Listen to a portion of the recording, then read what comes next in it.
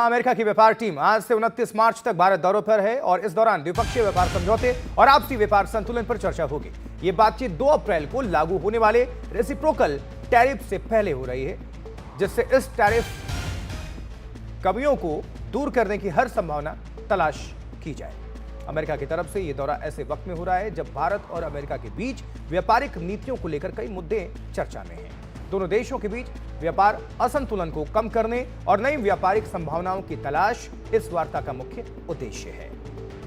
तो 2 अप्रैल से reciprocal tariff का ऐलान हुआ है और इसी बीच ये बड़ी खबर, ब्रेकिंग न्यूज, बातचीत में टैरिफ विवाद का हल निकालने की उम्मीद है। तो अमेरिकी व्यापार दल की ये भारत यात्रा कैसे खास है, बता रहे हैं हमारे सहयोगी उमाशंकर सिंह। अमेरिका से एक प्रतिनिधिमंडल भारत में है जिसकी अगुवाई ब्रेंडन लिंच कर रहे हैं। ब्रेंडन लिंच जो हैं वो दक्षिणी और मध्य एशिया के लिए अमेरिका के सहायक व्यापार प्रतिनिधि हैं। भारत और अमेरिका के बीच टैरिफ को लेकर जो बातचीत चल रही है उस दिशा में अमेरिकी दल का ये दौरा जो है काफ़ी अहम है। जो सूत्रों से जानकारी मिल रही है उसके मुताबिक भारत की पहली कोशिश रेसिप्रोकल टैरिफ की 2 अप्रैल की जो समय सीमा है उससे रियायत पाने की है, उससे छूट पाने की है, जिसे अमेरिकी राष्ट्रपति ट्रंप ने तय कर रखा है। 2 अप्रैल की बजाय सितंबर तक अगर छूट मिल जाती है तो उससे फ़ायदा ये होगा कि दोनों देशों के बीच जो बातचीत चल रही है उसके ज़रिए टैरिफ विवाद को सुलझा लिया जाएगा और एक ऐसा व्यापारिक समझौता हो पाएगा जो दोनों देशों के हितों को पूरा करता हो। सितंबर के ही आसपास भारत में क्वाड समिट होना है जिसमें अमेरिकी राष्ट्रपति ट्रंप भी हिस्सा लेंगे और उम्मीद की जा रही है कि उसी मौके पर भारत और अमेरिका के बीच द्विपक्षीय व्यापारिक समझौते का जो ऐलान है वो हो सकता है। तो इसलिए 2 अप्रैल की समय सीमा से बात को आगे ले जाने की है और इस बातचीत में जो अमेरिकी दल है उसके साथ इस बातचीत में ये एक अहम एजेंडा है।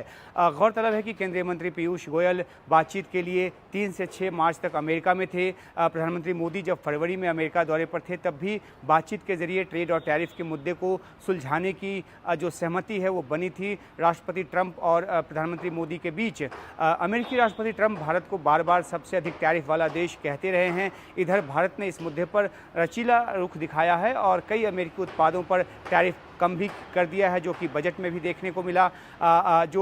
जिन उत्पादों पर टैरिफ कम किया गया उसमें बुर्बन विस्की और हार्ली डेविडसन जैसी मोटरसाइकिल जो है वो शामिल है। भारत कुछ और अमेरिकी उत्पादों पर टैरिफ कम करने की दिशा में काम कर रहा है। इसमें ऑटोमोबाइल, कृषि और रासायनिक उत्पाद जो है वो शामिल है।